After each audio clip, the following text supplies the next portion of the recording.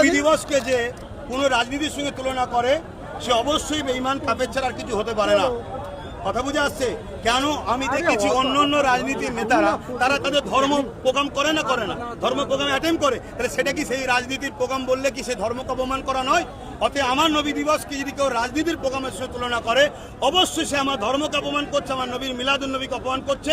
একে আমি দিন ইসলামের ভাষায় এই বেঈমান কাফের ছাড়া আর কিছু না। ভাই আপনি যখন বলেছিলেন রাজনীতিতে নামবো তার আগে শওকত মোল্লা বলছে যদি ক্যানিং এ দাঁড়ায় তাহলে জবানবন্দি জব্দ করে দেবো।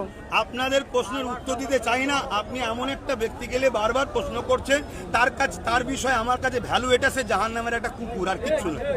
অবশ্যই আমার জুলুমকে খতম করার জন্যে, মানুষের জন্যে যদি আমাকেও প্রয়োজন হয় নামতে প্রকাশ্য মানে পুরোপুরিভাবে, তাতে কোনো অসুবিধা নেই, তো নামাই যেতে পারে।